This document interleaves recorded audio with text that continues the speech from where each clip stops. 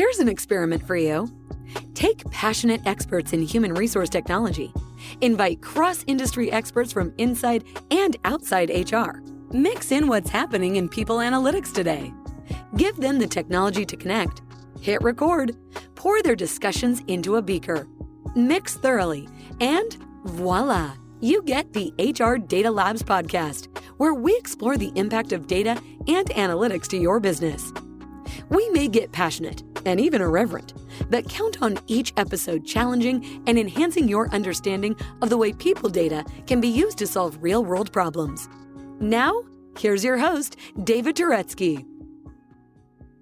Hello and welcome to the HR Data Labs podcast. I'm your host, David Turetsky, and as we've been doing so very often, we go to these wonderful conferences and we talk to really brilliant people. And today we're talking to one of the most brilliant people, Chris Havrilla from Oracle. Hello, Chris. How are you? Hello, David. I'm great. Please don't set the bar so high that this is going to be a disappointment to everybody. Well, people will have heard one of your earlier podcasts with us. That's right. So they actually have some context for what I mean. They know you're brilliant already. Third time's a charm. I'm hoping that the first was good enough that you set the bar so high the first time. I love it.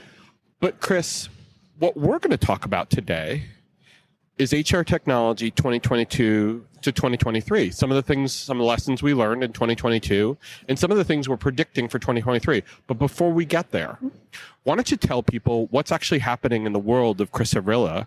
Because you've made a move since the last time we've spoken to you. I have. I moved to Oracle in my quest to keep taking jobs that I've never had before. And stretching yourself. And stretching myself, which is actually a great segue to things we'll talk about later. But I was really blessed to have a great opportunity to come and lead product strategy at Oracle in our Oracle Cloud HCM, specifically around talent, my favorite subject. Your favorite, yeah. And I just thought, I've done this work, right? I've been in HR, I've been in tech, I've been on the vendor side, I've been on the consulting side, I've been internal, external. I had this really great opportunity at Deloitte to study the market deeply from a vendor perspective and do research and advisory on and for the vendor community, and this same thing on what I would call the buy side, right? Yep. And everybody who's buying and consuming this tech, what they're buying, why they're buying it, how they're buying it, how they're applying it, how they're or using not. It. Yep. And then certainly just played advisory from a Deloitte perspective as well as what is what we're seeing in the research and advisory that we're doing, where do we go next? Right. Where is the market going? Where do they need help? So I love doing that, but I had really studied everything that I really wanted to study, things I had hypotheses on, and I really wanted to go somewhere where I could apply it, right? Here's all we've learned. What is it that we can do? How can we work with customers? It's a really cool role. Yeah. Right? Half of it is internally facing. Sure. What's our investment strategies? How do we message it? Who do we partner with? How do we partner with? What do our customer success people need to know? So there's that internal side of it. And the other side of it is really advocacy, customer advisory on how they're applying it. So It's a little bit, I kind of liken it to connective tissue between all these really critical parts and parties, and really take the things that I studied and modeled and bring it to life and try to build some showcases of people who are actually doing it, right? It's enviable because I've been on the product management side, I've been on the practitioner side, and I love all that stuff too. So you're living, I'm going to live vicariously through you. Living the dream. Yes, you are. Right. And it really becomes down to how do we harmonize workforce, workplace, so critical. And the role that data and technology plays is huge. Right. So when you start to think about what is coming, right, it really is how that happens. Especially in a world where hybrid work, remote work, deskless workers, this, that, all the different ways work is getting done, right? And how companies not just do talent acquisition, you can't keep solving all the business problems by just, we got to find more people. It's a lot to put on talent acquisition and that churn, right? And so how do we access talent? Right. in a world where now workers are accessing experiences. Right. They're not on some kind of, lateral, like here I go and here's the next step and the next step. They're accessing experiences. So how do we kind of do this exchange in a much better way and harmonize what people are doing, when they're doing it, why they're doing it, where they're doing it. And if they want to do it. And if they want to do it. Right, exactly. Yeah. But before we get to all of that, the one thing that no one knows about Chris Havrilla right now. Oh, my goodness. You knew I was going to throw you that curveball. I didn't. I actually didn't. You should remember. I know. We make you do it every time. Oh, my gosh. And I don't remember what I've said in the past. It doesn't matter. That's in the past. I will tell you, I will say one thing, and I don't know if this is what I've said before, because you know me and you don't know when I've told you this, but I was on a pit crew when I was young. Yeah, we knew about that one. We knew about that one? Yeah. Well, let me tell you why I love that now, because we're sponsoring F1. So I'm super excited about that. But you were in F1. You were... No, I was sports car. Oh, there you go. Sports car racing. Yeah. But, it was the same concept if you think about it. Like, there's like 12 turns. You don't know what's coming. It's not like you're going around in circles like the oval. Like NASCAR, yeah. Right. So it's still, you kind of have to figure out what's coming and when it's coming and why it's coming. And so actually tech and data play a huge role there absolutely right. in performance. So anyway, I love that. But I played water polo in college. We got that one Got too. that one. My daughter works at Disney. We don't have that one. My daughter works at Disney, and I have been a Disney freak my whole life. I was there the very first year it opened, and I still go with the same awe that I always have. That's beautiful. So she took me to her 50th anniversary. They had parties for all the castmates. Yeah. And so I got to ride Guardian of the Galaxy and Ratatouille. Oh. And I was super excited about that. So I'm extra enviable of Chris Havrilla right now. Yes. Because I'm a huge Marvel fan. Love Guardians. I loved it. It was amazing. And there's interesting little known facts about that. But anyway, the one cool thing I will say, they have 6 songs from the 80s. And I'm an 80s girl. Yep. Right? So it's fun to keep writing it to get the songs that you want. But I still haven't gotten all 6 yet. But okay, someday you'll let us know. Someday.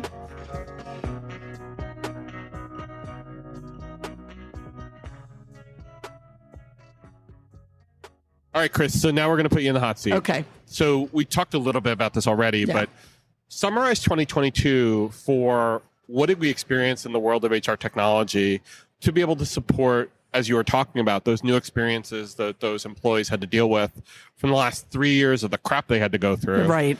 What did we do in the world of HR technology to support them, and where are we now? Hey friends, Marnie Robbins here, host of Vibe Makers, a podcast now on the Work Defined Network. Look, we all know workplace culture doesn't come from a slide deck. Gross. It comes from people. So on Vibe Makers, I talk to the folks shaping the experience of work from the inside out. The HR and people ops folk, founders, leaders, and misfits building culture through small bets, big beliefs, and a whole lot of trial and error. No fluff. Well, maybe a little fluff, but mainly just candid talk about what happens when you stop duct taping your culture together. Come check us out. Listen to Vibe Makers wherever you get your podcasts. There's what did we do and what should we be doing, right? And because what did we learn from all of this, right? It was fascinating over the last 25 years, right? We've watched technology make little to no impact on productivity. And actually, in some cases, it went down because people were just lopping on all this tech, right? And it was actually making work harder for people. The systems were the work. I think what was fascinating is right after the pandemic, right, productivity skyrocketed. And then it started to come down again. Yeah. Right? And so I've seen this explosion in experience tech, right? This notion of employee experience, this, notion of skills. Sure. How do we leverage the skills we have? Like, how do we do this better? And I've seen some real traction in, okay, we have to pay attention to this. Yep. So we saw this incredible amount of investment in all of this tech over the last 3 years, and the pain being high enough that people were willing to start looking at technology a little bit different. Right. And it's been fascinating to kind of watch. We went from can't just have one platform, all the way to kind of pure play platforms. And then, and now you're seeing the pendulum swing again because people are realizing how critical data is. Right. And when you're managing interfaces and integrations and you're spending all your time doing that or not, right? People aren't being able to leverage keeping up with the technology. Well, it becomes more friction. It does. And so you're kind of watching the pendulum swing back and people looking at how do we, maybe it's not a single platform, right? But maybe there is a more centralized platform approach that will allow people to leverage the data so that we can be getting insights and value to everybody. So that they can make better decisions to take action. Because I think that productivity issue, was all of a sudden workers were in control of the how. They knew what they had to do, when they had to do it. And they got it done. Why they had to do it, and they got it done. Yeah. And I think it really made us realize, wow, okay, people understand what they've got to do. We are so busy teaching and telling them what to do and how to do it. Yeah. And when the productivity went up, when they had control over that. But what's interesting, David, is now everybody's trying to get control back. Everybody come back to the office. Why? Why? Because they want to see. That command and control is the most. Because that means we haven't learned how to manage performance and trust people enough. Command and control was a very 50s methodology. Totally. And coming out of the war, people were willing to do that because we believed in authority. We thought the authority was doing what was best for the company. And then we started telling people, hey, you have a voice. You can do things. Just give us suggestions. Tell us what to do. And so that's come to the 2000s and 2010s and now 2020s. And now people are actually internalizing this and saying, hey, I think I can do something better. Hey, can we go do this? Yes.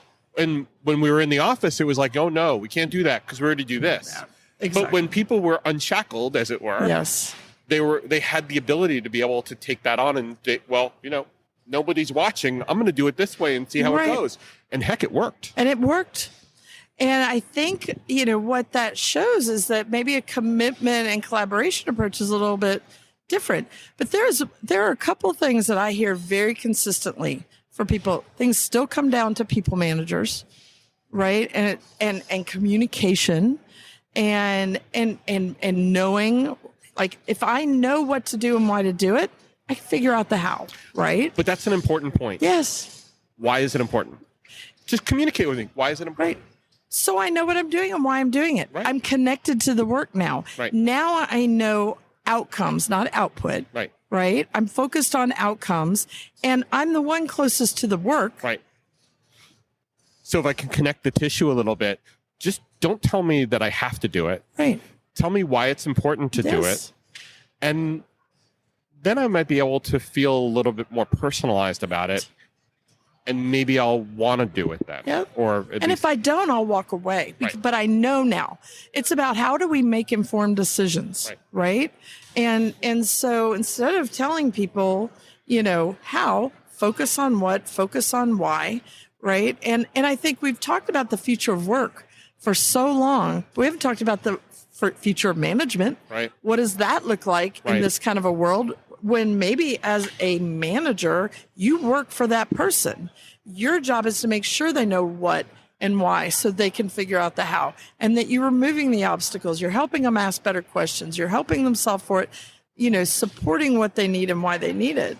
And I just think that's, not new news. We knew that managers had a huge impact on employee engagement, but what we didn't do is all these top-down approaches, didn't always net we know that these people are impacting experience. There's a 70% variance, or a 70%, I don't know what the right word is, but when you, a manager and that relationship with that employee, that is impacted to that degree. They can have that big of a difference, a big of a variance in that person's experience. But if you're not holding people accountable to that, if you're trying to do a top-down approach and get everybody to do a one-size-fits-all thing, it's going to struggle. And it has.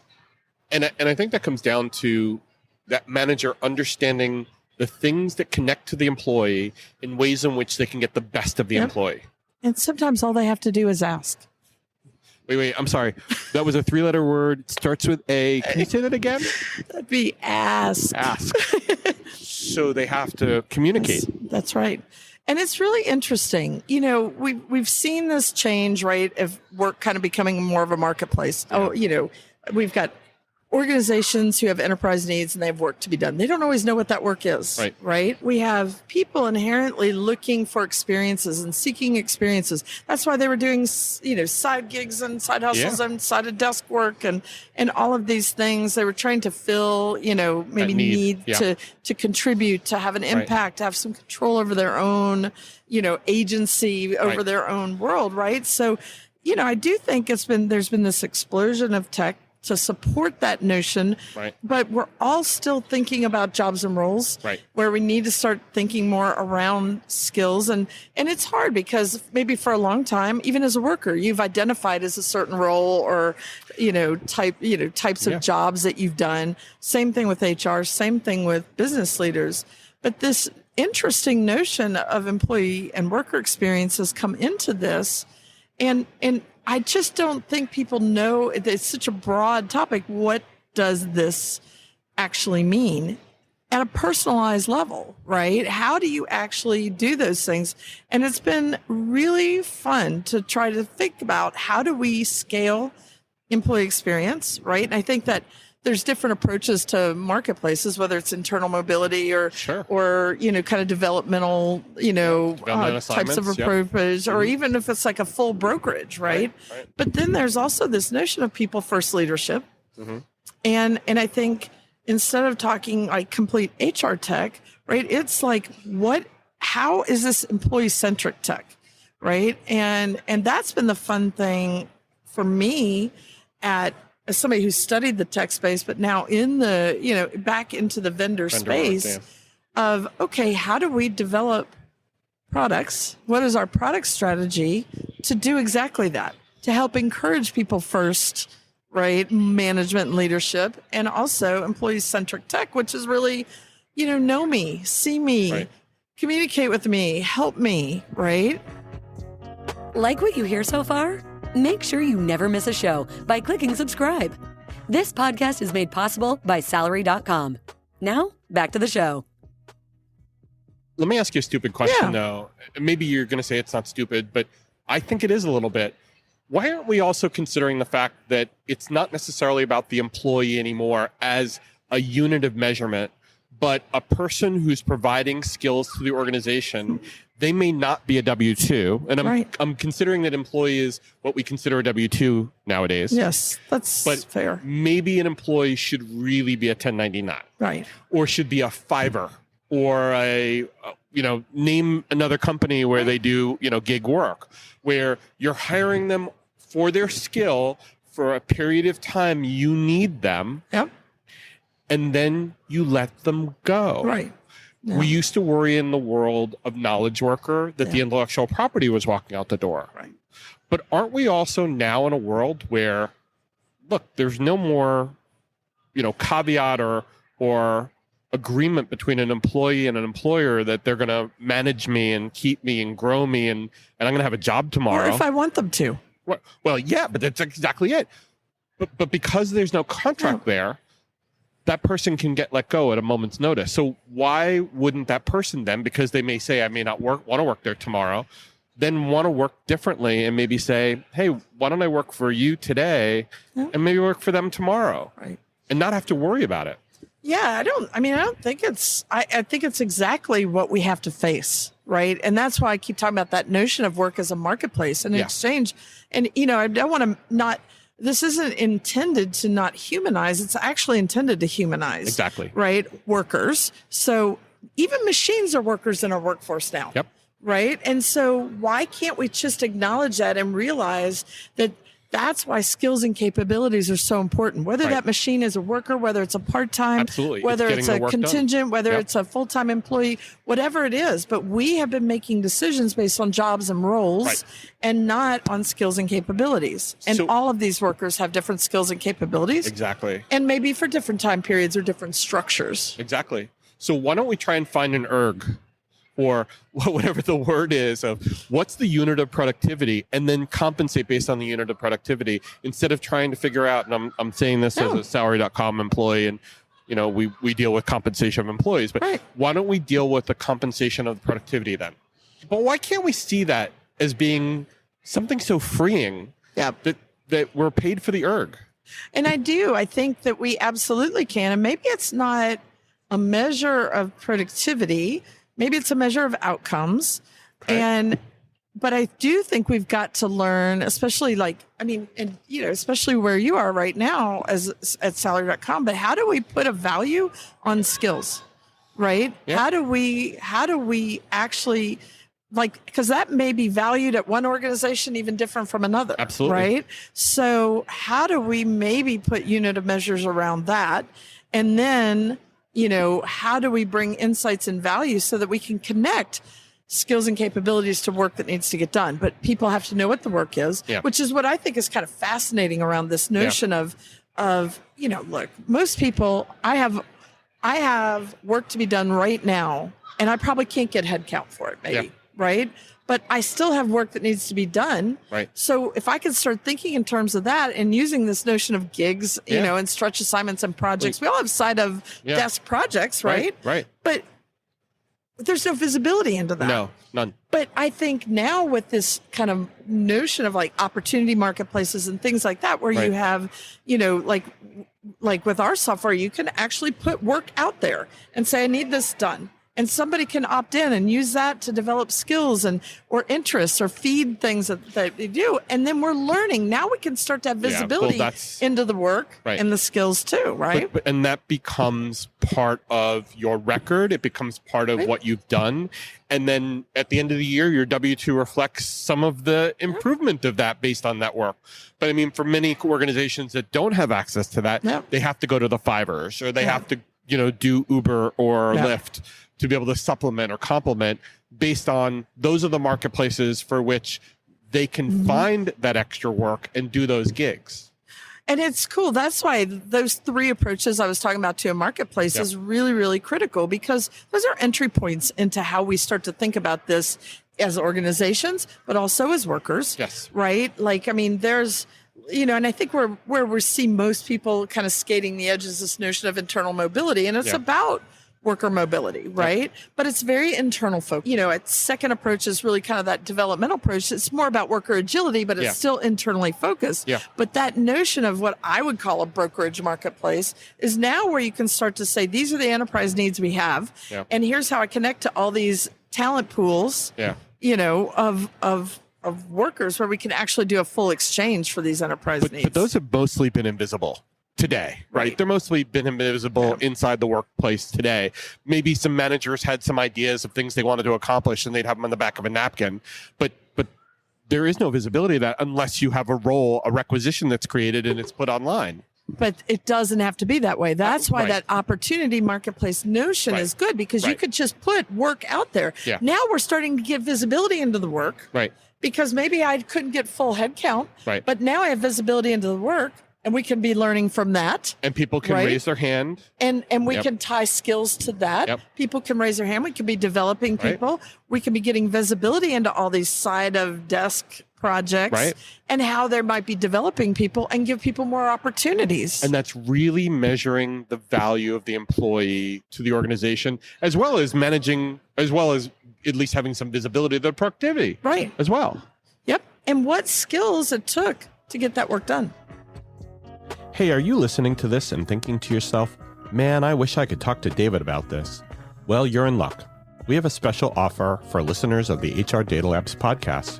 A free half-hour call with me about any of the topics we cover on the podcast or whatever is on your mind. Go to salary.com/HRDL consulting to schedule your free 30-minute call today. So, Chris, stupid question then. Is that a 2022? Or are we now talking about what might come in 2023? Because what we're trying to do is discuss what is your prognostication for what is coming in 2023. It's not that far away. It's only 3 months away. But what's coming in 2023? So the tech is here, right? Okay. The tech is here. But now it's how that tech gets applied. And that's where I think we're going. I think there's a realization. You can see it in the interest in how people are thinking about it, the notion of talking about skilling, period, right? Sure. Upskilling, reskilling, how we need to know what the skills are of our organization. So there's a realization that we need to start to capture this, that we need to start to do this. It's and then skills become the currency, by the way. It is. And it really is. And it's a building blocks of these new work models that we're talking about, right? It isn't going to be just jobs and roles. That will have a function there. But because we've been making all these business and talent decisions based on jobs and roles solely, how do we start to do that transition so we can do? So I think the tech is there. I know because we have it, right? I know because I studied the market prior to this. Right. The tech is out there. Sure. You can walk this, show floor right now and see that. Yeah. Right. But you also have to know, because skills might be that new currency, like, you have to be smart and intentional about what you're doing, how you're collecting it. Yeah.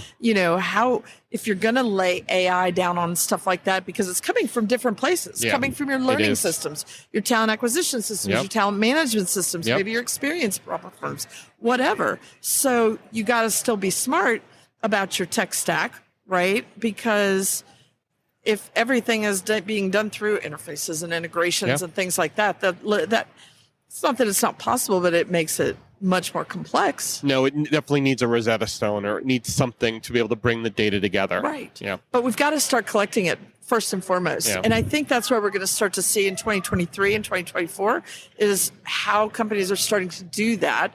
And then there's, of course, with that technology that could give insights and value on all this coming from these, because this is sitting at the intersection of all of these systems, right? Yep. So how do we, we've got to capture the data first before we can start to be smart about it and put that technology over all of it to start getting insights and value for the different people, right? For the workers, give them insights and value. Absolutely. Because they're making their own decisions. Yeah. Give it to HR, give it to managers, give it to leaders. Well, to go a couple steps back, though, as you said, the democratization of this data is required because the players are acting differently now. That's right. The people are being given options as to, do they want to take these alternative gigs inside their own organization?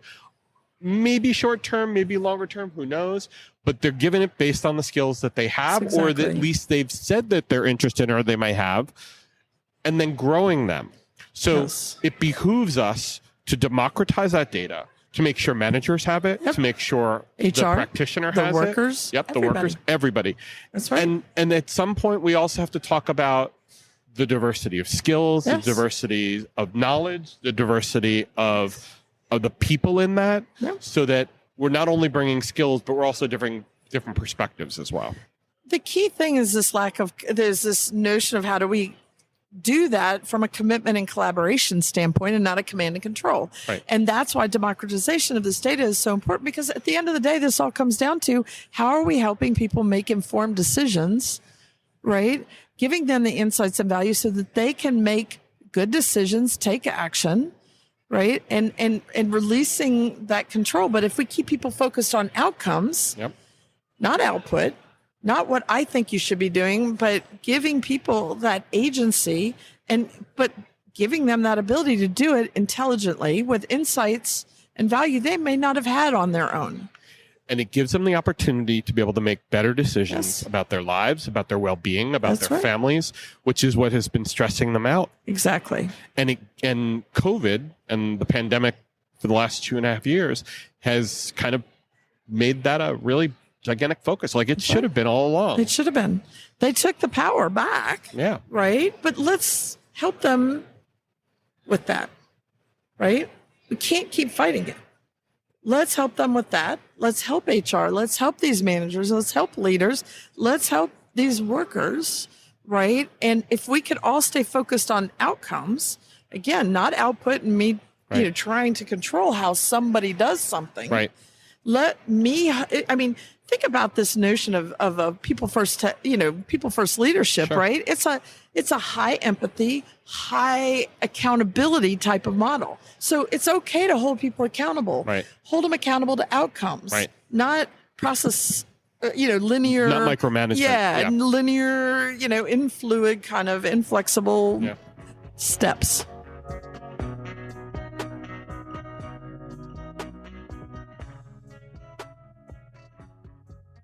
And I think that's a beautiful place to end, Love it. because what you painted the picture is what happened in 2022, what we're hoping happens in 2023. Yes. And as you said, the technology's here. It is. Can we leverage it and can we embrace it? Yep. And how do we work with our partners to do it, right? And hold everybody accountable to outcomes, right? This is the vision. So how do we do this and how do we do it together? Chris Havrilla, as I said, brilliant person. Every word I hung on. Thank you so much. Thank you. Always a pleasure. And thank you for being here. And thank you for listening. Take care and stay safe. That was the HR Data Labs podcast. If you liked the episode, please subscribe. And if you know anyone that might like to hear it, please send it their way. Thank you for joining us this week, and stay tuned for our next episode. Stay safe.